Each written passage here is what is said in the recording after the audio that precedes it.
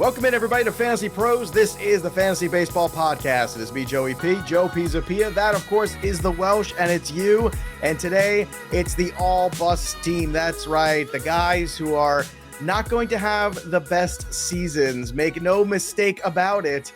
Some of these guys were saying that you might want to steer clear from, and we're going to give our reasons, as we always do. We don't blindly just throw out takes here at Fantasy Pros MLB. No.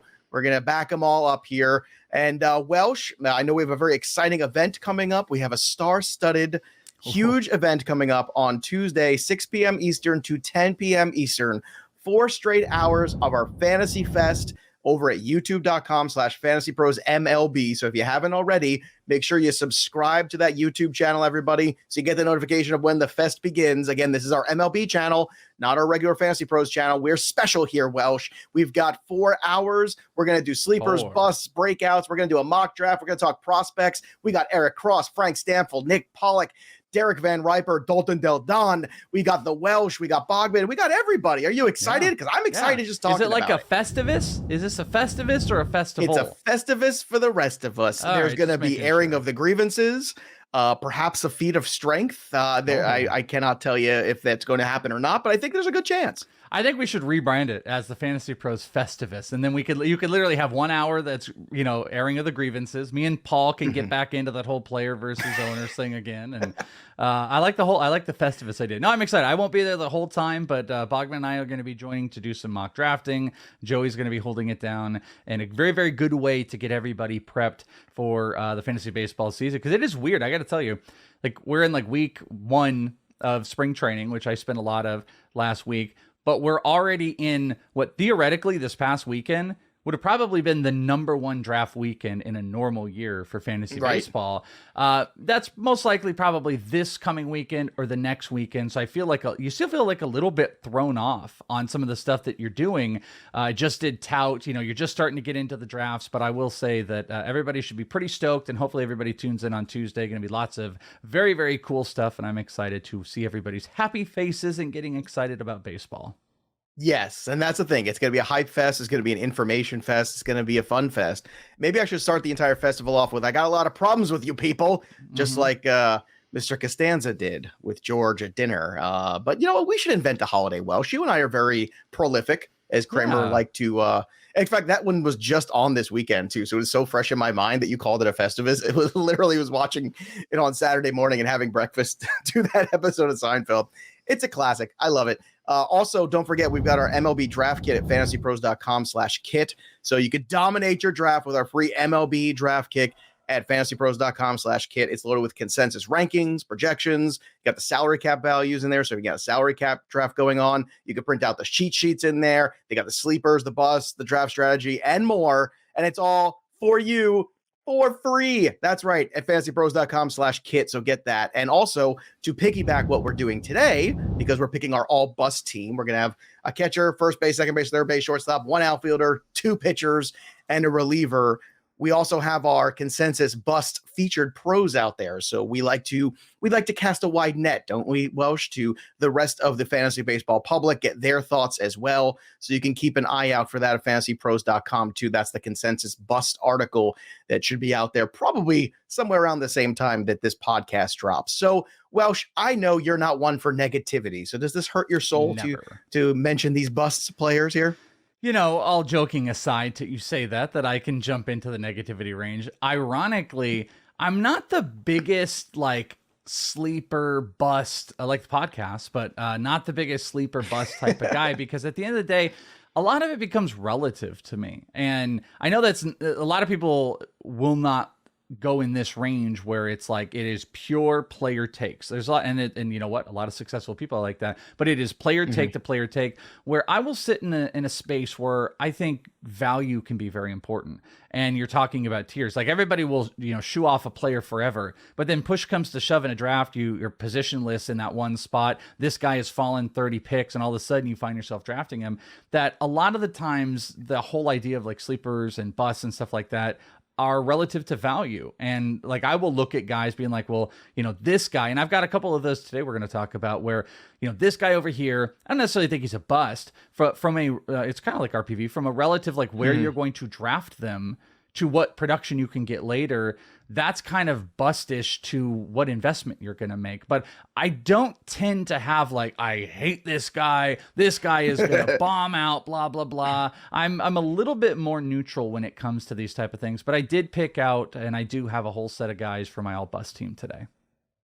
I agree wholeheartedly with what you're saying and the sentiment behind it, because I feel the same way, which is probably, I think what you're saying is every player has their place. It's just whether or not I want to pay that cost for them and what's the return on that investment. I mean, we've talked about a lot of players here for different reasons, have different controversies surrounding them, but it's all about, well, what's the risk reward and what kind of investment do I have to make in that player? And I think for me, that's how I approach this list. I was trying to look at guys where I just felt uncomfortable for a myriad of reasons about certain players at certain ADPs that I felt like I just can't wrap my mind around this particular guy.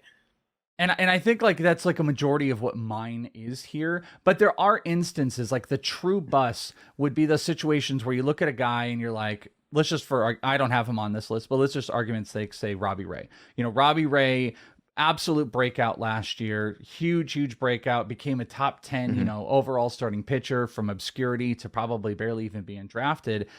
There could be an instance if you were the person that didn't like Robbie Ray this year and you thought what last year was a fluke and it was just a one-year wonder. He's also going to a completely new team, a new destination.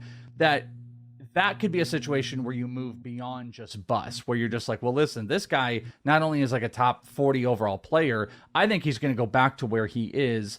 And he's, you know, there is no value to drafting him. And I know some people get like that, but I think you and I are kind of in that same place. And I like how you said it, like there's a place for everybody in their draft. And that kind of can dictate the sleeper and bust idea.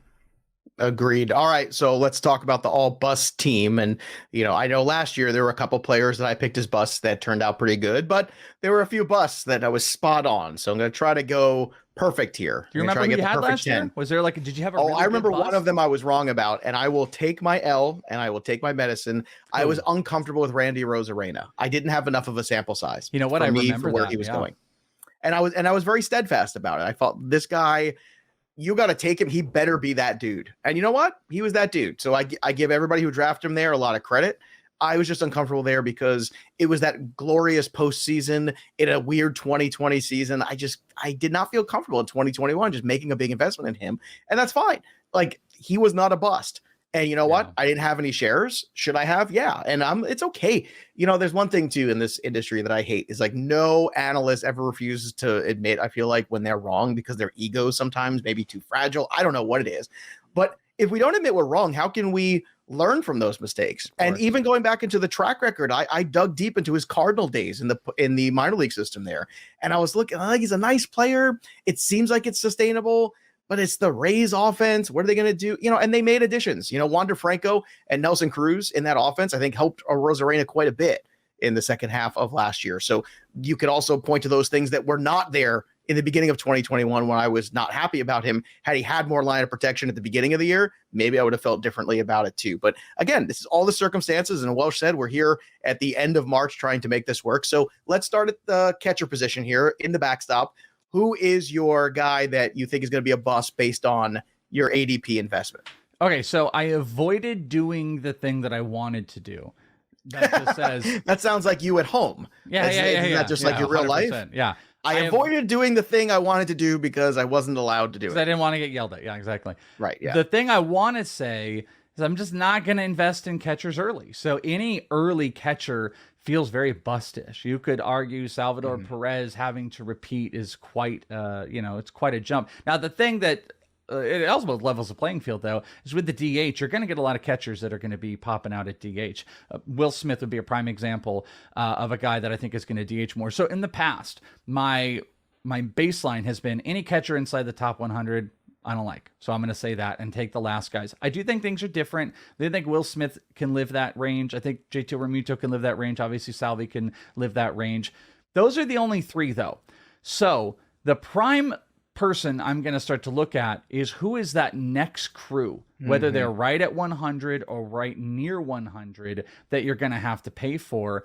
And the bust has to do more with the value of what you're paying. So I picked Yasmani Grandal. really bad batting average. One of the interesting things about Yasmani Grandal, too, is if you look at the guys ahead of him, you've got all high batting average players that have got some power. Salvi, Ramuto, Will Smith. These are all high batting average players, good power, middle-ish of the lineup. Where Yasmani is not a good average type of guy. He is not a great guy. Bat X projections have him at 232 this season. Now they are very favorable in the 25 homer mark, but you could get Mike Zunino for a little bit less batting average, the same projected homers 200 picks later. There's also just better batting average bets you can have later. Dalton Varsho is one of the few catchers I really want to invest in, and he's cheaper than Yasmani. So it's not so much that Yasmani Grandal is not going to pay off. It's just paying somewhere between 100 and call it 130, somewhere in that range for a 230 hitter at catcher when there is serviceable replacements way, way lower. Tyler Stevenson, Dalton Varsho. You want to go even later? Go get a Max Stacy. Go get a Sean Murphy. Do something like that. I don't like the cost, and I don't think it makes sense. There's a lot of good pitchers there. There's some closers, incredible outfielders. So I'm going to go based on cost, Yasmani Grandal. Yeah, for me, it's Keibert Ruiz, and not because I don't like the player or the potential, because I do. The kid crushed at AAA in 2 different spots last year when he got traded from the Dodgers over to the Nationals. Certainly, a guy can hit for a high average. He's got some pop at the bat. There's no doubt about that. I always struggle, Welsh, and I learned this lesson in my youth with Matt Wieters, which is you can like a young offensive-minded catcher all you want, but their job is not to care about your fantasy team. Their job is to learn the pitchers on their staff and manage all that stuff.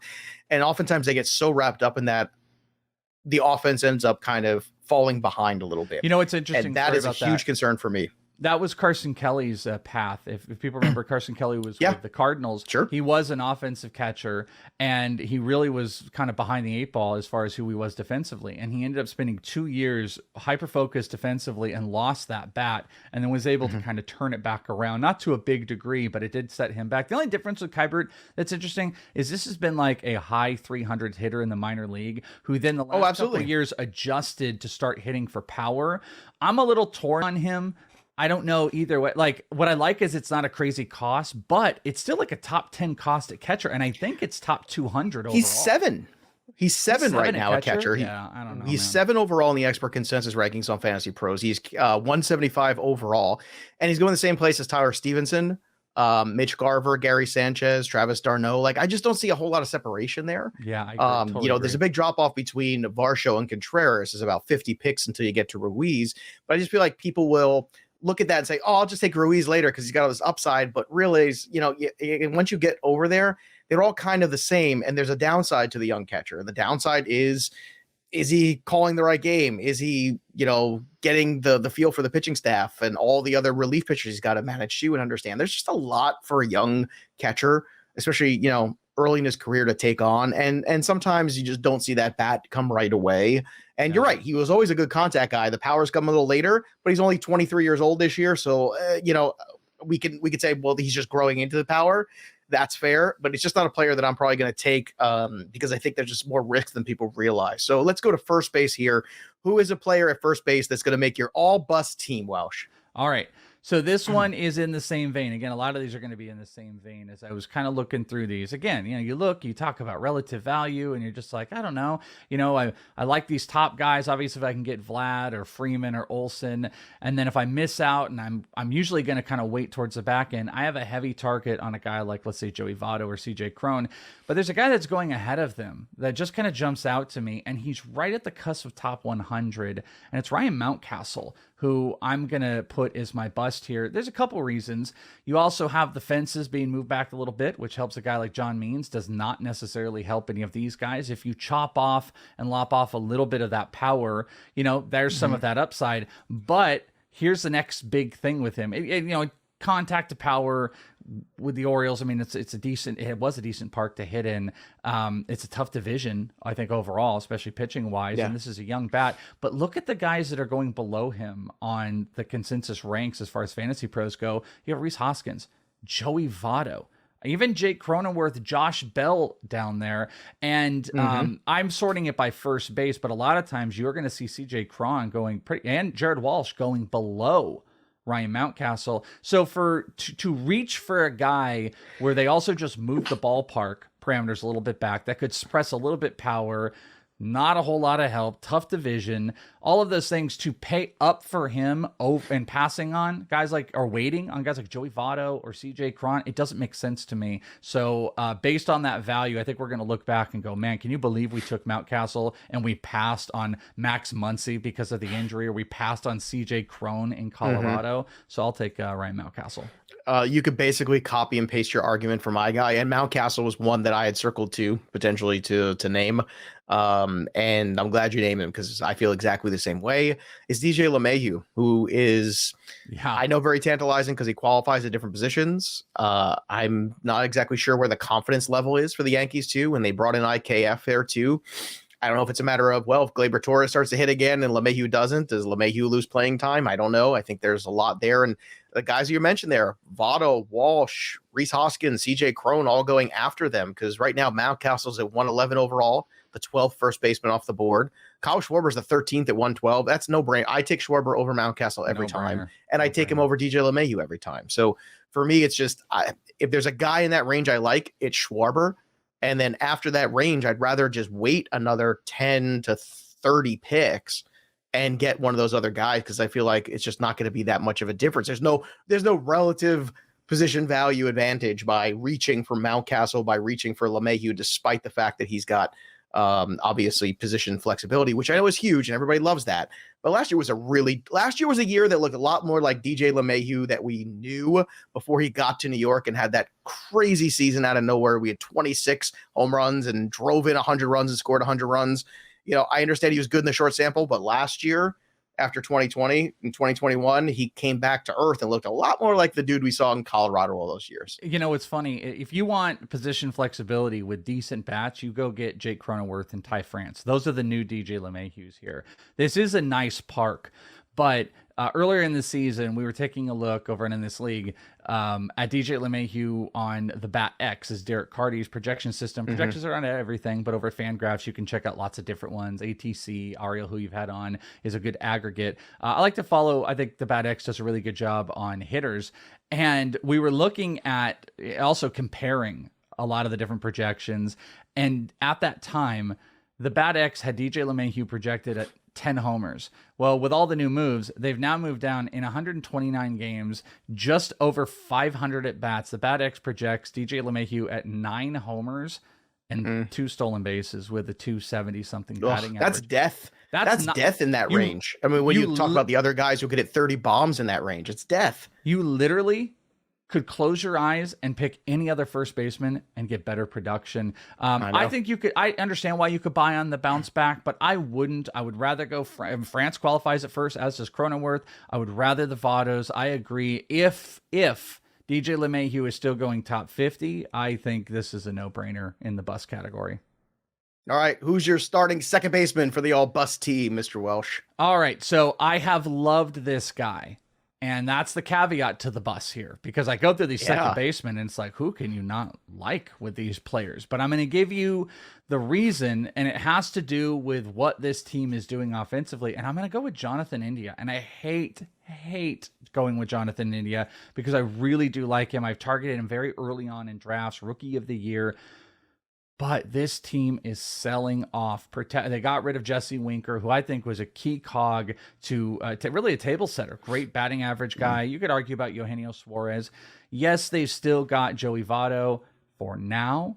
I don't think I could rattle off the outfield off the top of my head if you made me instantly do it, outside of like Nick Senzel and Tyler Naquin. So there's 2 of them. I was gonna say Naquin and Senzel I can name. After that, I might just maybe Aristides Aquino. I can't even think of it right now. But the point is, man, let's go. Is this is one of the poor supporting casts for a high dollar guy. Jonathan India does not come cheap. He comes inside of the top 75. I see him 81 overall on the Fantasy Pros consensus rankers right now. A top 100 cost for a guy that has no supporting cast, I think, is a little bit tough. And again, you come back to the guys that are coming later. Ty France, I think, is a cheaper option. Cronenworth also qualifies there. Max Muncy is someone who I'm really, really trying to invest in because people are still a little bit scared off. This really just has to do with the supporting cast of what you're going to get from a return basis. Could you still get 20 from India? Sure. Who's around him? Is that truly going to dictate maybe his power or his batting average? No, not necessarily, but it can dictate his run support, and it can dictate the guys that are on base for RBI, and maybe he starts getting attacked a little bit more offensively by pitchers. So I'm a little bit worried about the high cost. I've seen him go as high as like the 60s and stuff. So I think based on cost, I'm going to pick Jonathan India, but that one, it hurts a little bit. I hate it as well, just the way you did, because I like India a lot as a player, but you make a really good point. Some of the other names out there, just so you know, Shogo Akiyama still around, Jake Fraley, Tyler Naquin, Nick Senzel, Jake Bowers, Albert Almora, Aristides Aquino, your boy, and Kyle Farmer at shortstop right now, Donovan Solano, Asdrubal Cabrera. Man. I mean, you're right. Woo. It's not a good lineup. You got to hope that Mike Moustakas, I guess, plays at some point. Him and Joey Votto is like about it. But you make a really great point. Another one I would have thrown in here and almost did was like Ketel. Ketel Marte is in that range. The Diamondbacks are worse at this point. The only difference with Ketel is that no doubt he's going to get traded during the season. Diamondbacks got to move off of him. And if he gets traded to, any really good team, a team like the Yankees or something like that, then you're going to be exponentially better. But Ketel is, the hard hit is through the roof if he can really start going. He's a high contact guy. He doesn't steal though, which kind of sucks. But both of those guys cost a high dollar, but there is 0.0 chance that Jonathan India gets moved to another team. Ketel definitely will during season. So I'm just, the cost that you got to pay at second base when there's a decent amount of good options. Jose Altuve just drops like crazy. I think based on that, I can dictate him from a draft perspective as a bust. And I got to say, as a preamble here, I probably would have picked yours had you not. Well, I'll pick it for you. How's that? Jazz Chisholm, who going one pick ahead, basically, in terms of what number he is. He's a second baseman, number 11. India is 12. He's going at pick number 89. India is going at 98. So a few picks in between them. But, Jazz Chisholm, for me, once again, he's being drafted because, he's a guy that steals bases. I understand he was hitting at the top of the order this weekend. I get that. I know people get really jazzed about that. No pun intended, but they do. And they should. But there's also a huge downside. And I'm looking at second base. And I'm looking at after that, there's guys like Tommy Edman. There's Cronenworth, who's going to play a whole lot more with Tatis hurt. As you said, there's Ty France. There's Chris Taylor. I love Brandon Rogers late. He's going at pick 180. So almost 100 picks after Jazz Chisholm. There's a player that I like equally to Jazz Chisholm in terms of what can he do for my fantasy team overall? And I know Chisholm helps you so much with stolen bases, but if he struggles to get on base and struggles to make contact and he gets dropped in the order right away, he's a guy that could get sent down again. So there's a lot of issues there. It's a lot more risk, and it's just too much risk for me personally. In a Roto League, I get it. I understand those risks, but for me, I'd rather just wait a little bit more for a guy like Rogers. Let's talk about third base here. Welsh, give me a player for you at third base that makes that all-bust team. Oh, man. Okay. I actually think this one might be the toughest, and I think it's weird because this is the most garbage position of all of these. Like, you can really fall off the table pretty quick from the elite guys, and the middle doesn't feel quite as good. And, there's some guys on the back end that you can maybe set your sights on. And so here's ironic. This is going to be funny. So in Tout this weekend, a completely different thing. It's an auction points league. So it's a different formatical type of thing in roster construction of what you're doing. I went very heavy pitching, and I went studs and scrubs. I went very, very heavy hitting with lots of pitching. So I had to piece together a whole bunch of these kind of shortstops and third basemen. And I ended up getting Yoan Moncada for $2. And Yoan Moncada is my pick here. And I'm not happy with it, but the psychology is one of the reasons why I think he's kind of in this bust territory. I wanted literally everybody else. But when you look at third base, you go through and you go, okay, I want Devers or Machado or Riley. Then you don't get it. And then, of course, you want Chris Bryant now or Arenado. And then it really starts to kind of fall off. And then if you're that back end guy, you go, okay, I'm gonna sit back and I'm going to get this guy or I'm going to get that guy. And everybody is still paying for the return of Yoan Moncada. The problem is he's almost becoming the DJ LeMahieu of this position. There's not any upside. I know in Fantasy Pros right now, it lists Justin Turner right above. They're right next to each other. But in a lot of other platforms and drafting platforms, Justin Turner is way lower than Moncada. And Justin Turner is a better batting average option, a better RBI option, a better home run option. And Moncada doesn't steal anymore. He's projected under 20 homers for the year. Nothing else significant. He's not even a one category player at this point. And in many instances, he has to be a starter. My situation was a little bit different because it was auction and I had to get a under $4 third baseman. But in drafting, don't put yourself in the hopes of, oh, I can still get Moncada because of the name value. I would rather have Josh Donaldson, who is more than 20 picks lower on the overall than him. I would rather have the Key Brian Hayes, Ryan McMahon in Colorado, Luis Urias. I literally would have picked any of these players over Moncada. I just think we're about done with Moncada as a top 200 player. And if you're considering, which a lot of rankers are still, I think he's a bust. I completely agree with Moncada, and I feel like also there's this prospect luster that always kind of sticks with certain guys longer than it should. Do you get that with Moncada? I feel like he's one of those guys where he had so much hype younger on that he keep waiting and keeps getting second chances and third chances and fourth chances, and then he comes out this spring, I want to steal more bases, and the next thing you know, everybody's buying back in because of those words. And I think that's always frustrating. I mean, and listen, the guy has over 500 total career games and he has 28 career stolen bases. 28 career stolen bases. He stole 10 in 2019, but between the pandemic year and last year, he stole 3. He also has 20 combined homers in 2020 and 2021, and he's had 120 home run season. Listen, it's all relative. We come back to it. Has he done positive things? Yes. He's lowered his strikeout rate. He's upped his walk rate. He's had a 263 batting average, which was second best of his career. He's just transforming as a player. The problem is it's just not like a target that you want for fantasy. And there are just as a better $4 guy in a salary cap draft, that's fine. Like if you have to end up with him for $4 at a salary cap, you can absolutely live with that. And I got him for $2. I got him for $2. So like, that's a great deal. I have for $2. But the problem is when Justin Turner or Josh Donaldson or Ty France or Ryan McMahon are still on the board, he shouldn't be a priority, regardless of how great that lineup is. Moncada's probably gonna what's Moncada gonna hit? I don't even know what roster resource has him at right now. 7? I mean, there's no way that Moncada's gonna hit above Robert. And you've got Eloy, you've got a list of guys. I can't imagine, even if he was hitting 2, he's just not a big power guy, and he hasn't shown us the reason why we would take him over a lot of these other guys. Justin Turner all day, every day for me. All right, my guy at third base at the hot corner is going to be Anthony Rendon, and I know this is kind of like shooting fish in a barrel, but, well, she's still a top 100 player, basically. Like right now in ECR, he's number 96. He is the 10th third baseman off the board. He's 102 overall in the consensus ADP. And when I look at Anthony Rendon, this is the point in time of his career where injuries should start, where he should physically start breaking down. And I know he had that really good window there for a couple years in Washington where it started to really turn around, and he was playing 140 games, 150 games. That's what you want.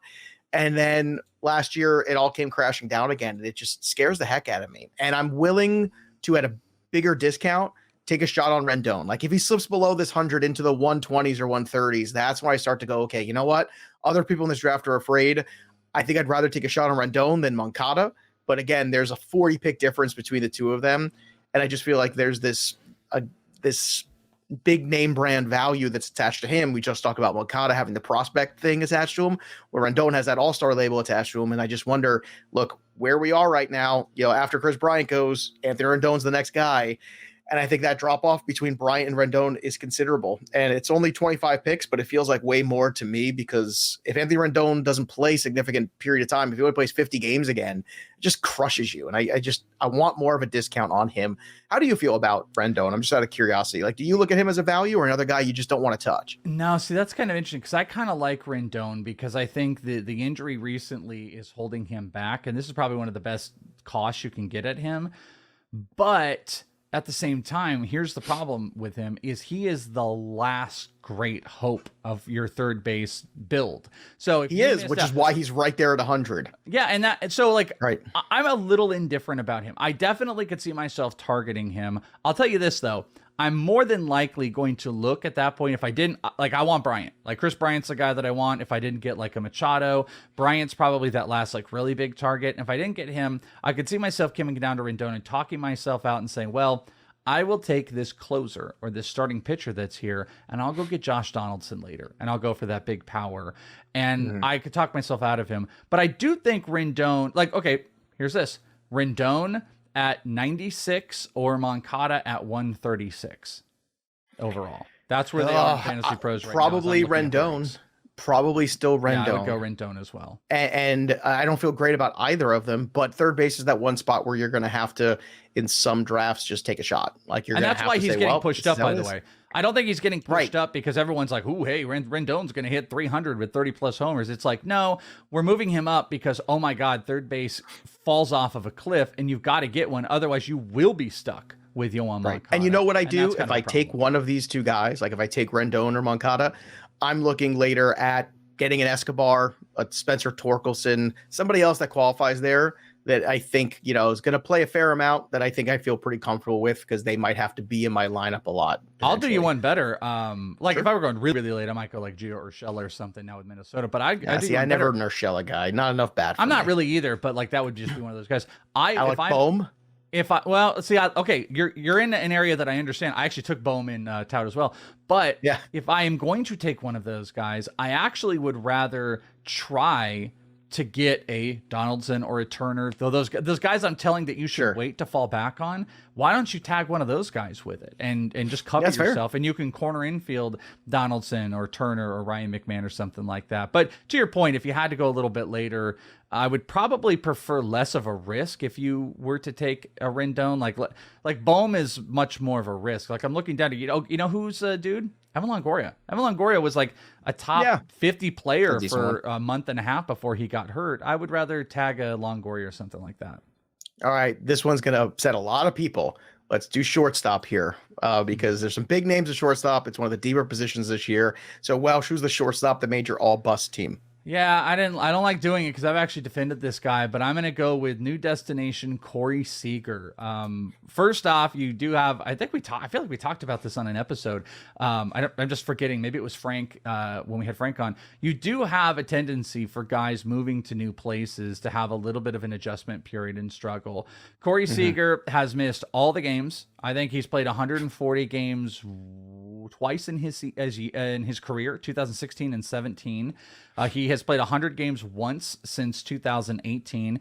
He has not hit 20 homers since 2017. He has a total of 12 career stolen bases, with 3 of those coming over the last 3 years. And listen, he changed the profile of who he was. He was one of the big hard hit guys, which was awesome. You would start seeing, if you would go to Baseball Savant, you would see on Max EV, Corey Seager has been there in the top 10. But it hasn't resulted in massive results due to injury as well. So here's my problem. You got a shortstop that's going inside almost the top 50, right outside the top 50, who does not steal bases, who has a track record of being injured, going to a team that's okay. They got Marcus Semien. They don't have a bunch of other great options. And of all of those things, it is the deepest position of all of them. You can go and get Willie Adames or Dansby Swanson and get probably 95% of the production. You can get Jorge Polanco. You can get Brandon Crawford really late. There's so many guys. Ahmed Rosario, who I keep talking about as kind of like a breakout guy, he is a shortstop that you can get. You can get more stolen bases in other spots. You can build power in other directions. I just don't think there's enough to justify for Corey Seager to be going off at, like, what is he at shortstop on Fantasy Pros right now? Corey Seager right now is the 10th shortstop. He is number 65 overall. Yeah. But see, think about that. There are 10 shortstops and he's 65 overall. And I actually see, I might be looking at something a tiny bit different. It's got him at the 9th shortstop at 58 overall. You've got Correa in Minnesota after him. You've got Mondesi on the stolen bases. I'm not even looking at the overall right now. But yeah, I'm at the average ADP over there. That's what I'm looking at. Bobby Witt. You've got Bobby Witt Oh, no, on sure. these as well. So I just don't think justifying that high cost is going to pay off. And I think a lot of people are going to feel very bustish if he gets up with, 20-something homers, plays 115 games, and you spent a top 60 pick on him. Well, I'm going to go one more shortstop deeper than Welsh. Just one, though, because that's the same range I think is very dangerous. So he took the 10th guy in Corey Seager. I'm going to take the 11th guy in Javier Baez. Same kind of deal. When you have these guys with big names who sign big contracts, they get a lot of publicity. And I'm not saying Javier Baez hasn't been a good player recently. He has. There's no doubt about that. You love the 18 stolen bases. That's his highest mark since 2018 when he stole 21. Typically, he's more around that 11 or 12 range. So this was a big bump for him. He had 265 last year. Pretty good. I mean, he's not a guy who's got a lot of swing and miss in him. We all know that. There's a lot of, the true outcomes in Javier Baez that we understand and we kind of, we get. And if you look last year, he played for the Mets and the Cubs, two offenses that certainly struggled at times. He had 80 runs scored and 87 RBI, hit 31 home runs. He's moving to a Tiger team that's still in transition. They have some good young talent coming. The Greens and the Torkelsons of the world are coming, but we don't know what they're going to do when they get there and when they're going to get there specifically. So Baez, to me, for the same reasons that Welsh is concerned with Seager, I'd rather have Polanco a little cheaper, maybe take a shot on Correa, Bobby Witt, Dansby Swanson, all those guys. To me, I'm looking at Javi Baez as that transition into a different place, transition to learning some new pitchers in the American League Central. And to me, it's just not a good investment. I don't like where he's at 69 overall. I'd rather wait 10 more picks and take Jorge Polanco. Your thoughts on Baez? Yeah, I mean, I think it kind of sits in the same area. I think I'd probably rather have Baez than Seager at this point because the one thing you are getting is at least you're getting the stolen bases. But I think it's kind of a similar thing. Like, there's not. Yeah, but are you getting 18 or are you getting 10? I mean, yeah, but I think Baez, almost half as much. But Baez has got that upside of like 20 stolen bases, where Seager has the upside of 2. Like, that's it. So, but I don't really want either one of these guys. I think they both fall in. You've got a new destination. You've got an okay lineup that's surrounded by Baez. He's also very finicky. I've talked to, you mentioned Jazz earlier. Jazz is the poor man's Javi Baez, where they're very, very streaky. And I think you got to be careful too about these streak guys. Maybe the one thing that Corey Seager has when he's actually playing, he's relatively consistent. You could have a month where Javi Baez hits $189, no homers, and maybe 1 stolen base. And then you can have a month where he hits 310 with 6 homers and 7 stolen bases. I mean, he can pop off. Those are fun sometimes, but they're also, the volatility really can screw with your team, especially if you're playing head to head. If you're playing roto, you can kind of manage through it a little bit. I agree with you. I'm a little indifferent. I don't know if I would target him as a bust, but the problem is if you were to look down the shortstops, there's probably 3 or 4 really that you could pinpoint, and I think both of those guys are them. I think Javi Baez with his volatility, Corey Seager with injuries and lack of stolen bases. You probably throw Jazz in there as well. There's not a lot and the of new guys adjustment that we can all period, the look big at. contract, the burden of that, and living up to that, the new city, the new town, the new adjustments. There's a lot. It's very rare we get a guy that just out of the gate just gangbusters for a new team after a huge contract. It typically, even Bryce Harper a couple years ago, right? It was a little slow start. People were, bitching and moaning about that. Next thing you know, Bryce Harper's winning MVPs a year later. So what are you going to do? All right, let's go to the outfield here. Another fun one. So who is your all bust outfielder? Well, I mean, this might have been even harder than shortstops, and I just want. I feel like we're gonna get mad at each other with this one. Like, I'm mad at yours, and I know you're gonna be mad at mine. Joe is trying to gaslight me with his. He's an absolute gaslight. Mine is. It's kind of about the paying for last year thing. That's exactly what it is. It's about paying last year's stats for this year. Have a burger today, tomorrow. What was that? Remember I'll pay you. I'll gladly pay you Tuesday for a hamburger today. Yeah, that's how I kind of feel about. Did we just make a Popeye reference on the show? I mean, no, it wasn't Popeye. It was gosh, it was Popeye. That's not Popeye. Doesn't say it's the other guy. Not Olive Oil and not Bluto. It's the other guy with the hat, the chubby guy. I don't know. Yeah, his name. Hold on. I just found it. It was Wimpy. It was Wimpy. I'm glad I pay you Tuesday for a hamburger today. Yeah, it was Wimpy with the. But it was Popeye was the show. I know what I'm talking about. You couldn't remember the guy's name. Yeah, he was on Popeye. You're older than me. I'm very young. I have very young references. That's right. We used to play with kaleidoscopes and kick cans down the street. It was fun. Baseball cost a nickel to go to the baseball game. Mitch Haniger, maybe a little twilight of his career, 30 years old, hit 39 homers for the Mariners. Before that, He had only one. Actually, I guess in 2 seasons he had combined. I had 41 homers between 2019 and 2018. Didn't play in 2020. He lowered his strikeout rate a little bit, lowered his walk rate. His ISO was about on target. He just made better contact, and the ball did fly. But of the 5 career seasons he's played, this is absolutely the outlier. And to be fair, it's not like Cedric Mullins, where you're paying like top 35 overall for a guy that had just an absolute breakout. You are paying right inside the top 100, but you're still paying a top 100 cost on an outfielder whom I think is around a lot of other guys that I would rather put my target in. One position above on the Fantasy Pros ADP, Giancarlo Stanton is, and I would rather have Giancarlo Stanton. His new teammate, Jesse Winker, much rather bet on Jesse Winker with a high contact rate. Even in Seattle, even coming out of Cincinnati. I know you're looking at power suppression. Everyone's looking at power suppression. I think Jesse Winker is going to be with good reason. He hasn't been a big power hitter in his career ever. So, but 24 was big last year for him. But he's been a massive contact type of guy. I have a problem believing Mitch Haniger is going to stay completely healthy, though if he DHs, that's going to help, and be able to maintain the stats. BatX has his power projection down to 31 homers off of the 39. BatX also has in the 80s to run an RBI and a sub 250 batting average. And again, you look at the outfielders that are around him. I would rather have Winker. I'd rather have Stan. I'd rather have Schwarber. God, if he qualified, I'd rather have Franmil Reyes. I don't think it's an exorbitant crazy cost, but I think based on paying a top 100, overall pick, I think we're going to be disappointed at the end of the day with who we passed up for Mitch Haniger. So I'm going to say Mitch Haniger. It's fair. I think there's a drop off right around 100 though too, where it's Franmil, it's Kyle Schwarber, it's Winker, it's Haniger, and I like all those guys right about there.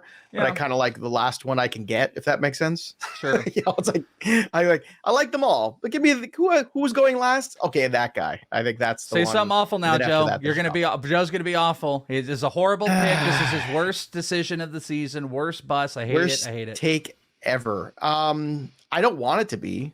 I take no joy in this, Welsh. There's zero joy in Mudville for me taking Byron Buxton as my boss. He's up to number 56 overall right now. He's the 17th outfielder. Steal. And I've stuck up for Buxton. I was Mr. Buxton last year. Okay. Oh, you were. I was Mr. the guy Buxton? right here. I was Mr. Buxton on the breakout show last year. Go back and listen to it. I was all in. He did get 19 home runs. He stole 9 bases, but he only played 61 games. And before that, obviously, shortened season 2020. Can't make too much of that. 2019, 87 games. 2018, 28 games. He played 140 in 2017. And before that, 92. Look, enough is enough. I mean, I'm not saying he doesn't have that kind of incredible roto talent that can win you a league.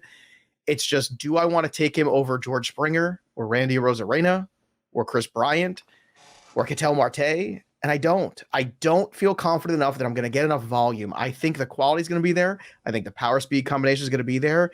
But the problem is Byron Buxton's never there. And it's okay to take this risk. I'm not saying you can't do it. You should never do it. What I'm saying is, when a bust is staring us in the face as a guy who continuously lets us down every single year, why do we keep coming back to it year after year after year? It's like we're, just banging our heads against the wall here. And this could be the year, but it's the same thing we said last year and the same thing we said the year before. And I'm just tired of saying it right now. Are you defining insanity right now? Are you defining insanity?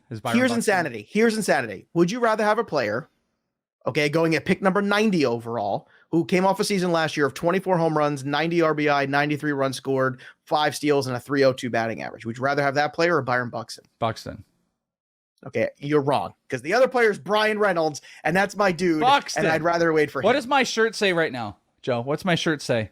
It says mistake because you're covering up your nipples. That's you. I'm almost covering up my nipples, but it says mistake. Well, it's a Bob Ross shirt, right? There's no Bob Ross. I'm wearing a Bob Ross shirt, right? But speaking of happy accidents, I feel like that's pretty much the theme of Byron Buxton's career: happy accidents that land him on the IL. I just want to point out, BatX has only projected 122 games for him, which that kind of leads to you, but in those 122 games. That's generous. Welsh, that's generous. Get out of here with your nonsense. Generous.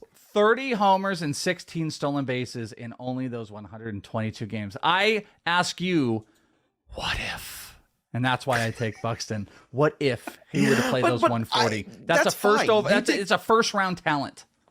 You're not wrong, but I've heard this commercial before for Byron Buxton, and I keep having to send it back because it's some sort of, factory defect, and I keep having to return it on Amazon and go to Kohl's because I can't return it straight through Amazon. Now I got to go to Kohl's and do it, and then they give me Kohl's cash back, and that's great. I love the Kohl's cash, but what am I going to do with it? I got to go spend it on Brian Reynolds.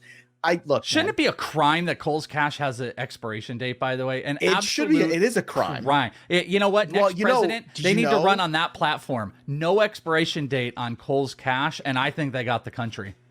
I just learned this a few months ago. You can spend Kohl's Cash up to 10 days after the expiration date. Did you know that? What's the point of an expiration date then?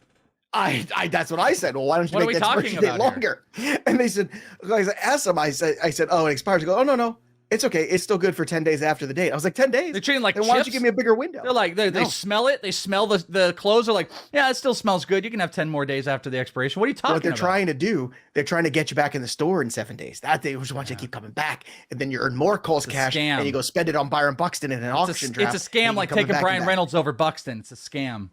I'm just saying, dude, you're not wrong. He could be that dude. I'm so sick of the he could have. Yeah, the injury process I will have a ton of DFS lineups, man. Ooh, when that guy's on and playing in lineup, I'm in. He's going to start a ton of DFS lineups for me. I just don't want him in season-long formats anymore. I've had it, not at that cost anyway. All right, let's get to the pitchers that made our list. Who are your two arms that you are officially anointing as busts for 2022? Well, one of them I just kind of followed your path here, but the top one, you kind of going to see a trend if I'm going to really pick out busts here. And I went with Luis Castillo. Luis Castillo, first off, has absolutely no support. If he were to be traded, that would be a positive. But the team has said they don't want to trade him. They don't want to trade him. They will not trade him. So he's stuck in this no man's land of no real run support, not a great ballpark to pitch. Also, typically, but do you think he gets traded mid-season, like July, to the Yankees or somewhere like that? I think it's a possibility, but the cost is pretty high. In the last 2 years, he's consistently been really poor first half. He's at a 4 ERA in the first half of both of the last 2 years. He's found himself a tiny bit when he can get going, but I just don't think. Again, it's rinse and repeat, and I apologize for being kind of rinse and repeaty here in some of my takes, but this is going to be the formula of how I'm going to pinpoint some of these guys. This is a guy that is just about top 75. He's one pick next to Joe Musgrove. Now Musgrove is ahead of him. I would take Joe Musgrove 20 picks higher than I would Luis Castillo, and they're next to each other. Even after with Luis Castillo, you get. I agree. I don't think that's a hot take at all, Welsh. No, not at all. But you get Cease and Darvish. I would rather not take Castillo and wait almost 2 rounds to get Darvish, or a round to get Cease, or Verlander. Carlos Rodon in San Francisco. I'd rather go those guys. If you're in a wins league, he's not going to have a lot of wins. Maybe he'll have some quality starts. He's typically started off kind of bad. What's the upside of getting to June and then him starting to piece it together when I think you could have more consistent pitchers? I'm going to pass, and I think at the cost, this might be the final hurrah of that Luis Castillo firmly inside that top 75. And then the other one was Chris Sale. I kind of had a hard time picking these. You've got a couple injured ones that you're picking here. If you are taking Chris Sale right now, that's a mistake. I don't even see where the ADP is. The ADP I don't think has adjusted. Yeah, it hasn't adjusted. It still has him inside the top 75, the 19th overall pitcher. That rib injury that he's got, he's not going to throw for a couple weeks. It could be months. It could be up to 6 months at worst. It could be 3 months on a typical. Maybe he comes back early. They've already babied him. They're going to want him for the playoffs. Maybe they opener him with nursing an injury again. It's just bad news. It's the worst news you could get for Chris Sale. He's a complete avoid for me at this point. Sale went for like $4 or $3 in tout this past weekend. So nobody was interested in paying. No, and nor should they be. It's a bad investment, which stinks. I mean, it's good for the Houks of the world and Whitlocks and some of those guys who are going to have rotation opportunities. But I'm taking our good friend Scott Bogman's approach. If you're hurt before the season starts, I don't want anything to do with you. It's already at a deficit. It's really bad. Yeah. And for me, because of that, 2 guys for me is Jack Flaherty, who I know, he said, well, I've dealt with this, slight tear in my shoulder for years, and it was just a mechanical thing, and now we fixed the mechanical thing. Great story, bro. I love it. I don't want anything to do with it. Like, he might come back and be totally fine in a couple weeks. I don't want to take that chance. He's had injuries before, and this is an injury we already know exists. So I already know that I'm on a ticking time bomb anyway. Yeah. And I still got to pay a pretty good freight to get Jack Flaherty regardless, because everything is, sunny in St. Louis right now with all the news coming out. And then the other one's Lance McCullers, who's got a history of elbow problems, who's got a flexor tendon strain right now. So out on him. And I love the talent. Like, going into the year, McCullers is one of my, I'm going to get all the shares of Lance McCullers. And you know what? Right now, I'm probably going to have none. And McCullers right now is going all the way at 145, right next to Adam Wainwright, Eduardo Rodriguez. I'd rather have Eduardo Rodriguez and Lance McCullers right now easily. And as far as Flaherty, he's still going right now as a top 100 guy. He's going pitcher number 25. Montas, Cease, Yu Darvish, Alek Manoah, Trevor Rogers, who I absolutely love. I'll take Trevor Rogers over Jack Flaherty every single day of the week and twice on Sunday. I'm just going to. All right. Last but possibly least, the reliever. So who is going to not close things out for our bus team? And I know we went two different directions on this, so I want to hear yours, and then I've got a whole different take for mine. Yeah, I get where you were going with yours. I see reliever, I'm thinking closer, and I pinpointed the one closer I still like in the early on stages of us like, oh, we're going to have baseball and we're doing mock drafts. Everybody is fighting over closers. And there's this one closer that kept going high because it was like, well, we know this guy has a job and there's these others 12 that don't have jobs. Everything has become more clear.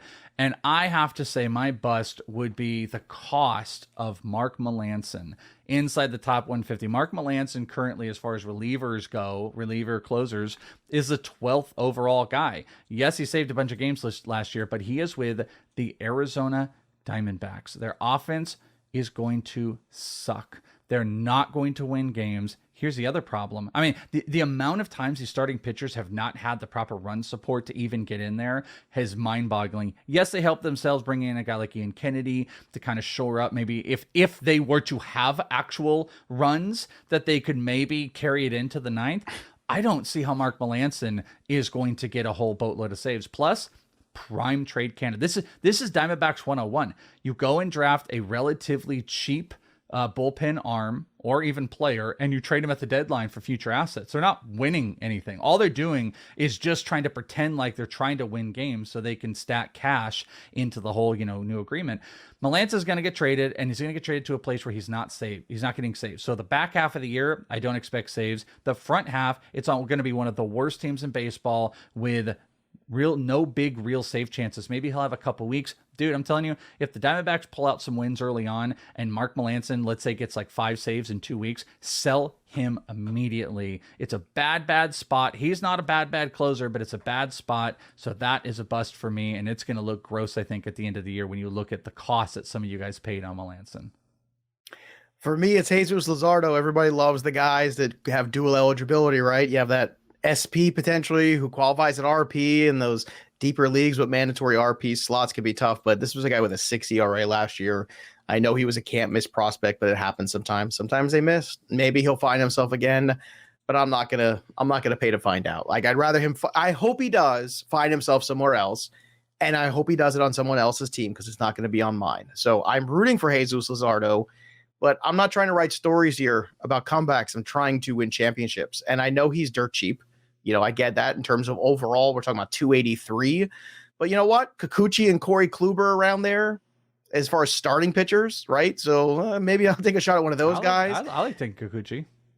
Yeah, but I'm saying is I'd rather have one of those guys on my roster than try to like be fancy and say, oh, you know what? I'm going to take this guy because he qualifies at RP2. And what? Maybe he does. Maybe he gets right.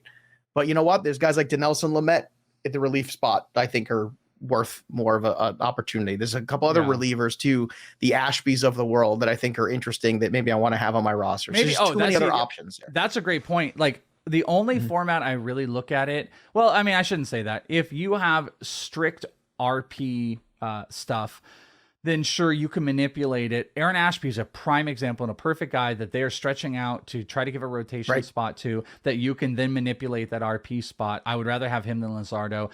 Points, I think Luzardo makes a little bit more sense. Again, like, you don't love to take closers in points, and if you can use those spots for, like, Michael Kopech might be the #1 relief pitcher. Oh, of course. If you're playing that game he's the poster child for this. Yeah, you want to take him. This year. I could see Luzardo in points. There's no other format I really want. Even if I'm trying to manipulate, even if I'm trying to be like, oh, I'm going to punt saves and head to head, and I'm going to use those RPs for starters, Luzardo's not the guy. It would be Kopech and Ashby would be like probably 1 and 2 of what I would try to piece together. So I agree with you. Agreed. So there you have it. Those are the all bust guys. My team: Kyber Ruiz, DJ LeMahieu at first, Jazz Chisholm at second, Rendon at third, Javier Baez at short, Buxton in the outfield playing all 3 spots. Then Flaherty, McCullers, and Luzardo. Welsh has Yasmani Grandal, Ryan Mountcastle, Jonathan India, Yoel Moncada, Corey Seager, Mitch Haniger, Luis Castillo, Chris Sale, and Mark Melanson. So mine looks a whole lot more baseball. Mine looks a little like a little bit more intense. My list looks like I think people are gonna get a little bit more mad about mine. Well, I've got some stars. I've got Baez and Rendon and Buxton. So Buxton should get people upset about that. I'm just saying. I look at mine and it's like, oh, Will's put himself out there a little bit more. I might get yelled at. Maybe we have to go find the over under for Buxton games and have a little side bet. Oh, yeah. We'll have to figure that out. Maybe we'll figure that out on the Fest on Tuesday night for 6 p.m. It starts over on our YouTube channel, Fantasy Pros. youtube.com/FantasyProsMLB. Subscribe today. The Fest will be from 6 p.m. Eastern to 10 p.m. Eastern. Again, Frank Stanfield, Nick Pollock, Bogman Welsh, DVR is going to be on it. Derek Van Riper, Eric Cross. It's got a great group of people. We're going to talk about so many things. Lauren Auerbach's going to come back as well and join us for that. Dalton Del Don, I think, is going to be on. So a great group there. And it's going to be live, so you can interact with us. So subscribe today to Fantasy Pros MLB channel on YouTube and click that notifications bell, because leading off is going to start April 6th too. Every single day, you're going to get me and the Welsh and our friends talking baseball here. And don't forget also, if you want more busts, to visit fantasypros.com for the Consensus Bust featured pros article that just came out also. And get your free Fantasy Pros draft kit right now at fantasypros.com/kit. All the printable cheat sheets, salary cap values, sleepers, busts, draft strategy, and a whole lot more for free at fantasypros.com/kit. That'll do it for us, but the story of the game goes on. For Welsh, I'm Joey P. We'll see you next time, kids. Thanks for tuning in to the Fantasy Pros YouTube channel. Don't forget to check out our featured videos. And while you're at it, make sure to follow us on Instagram, Facebook, and Twitter at Fantasy Pros, so you can get the latest news and updates to give you the edge you need in your fantasy league.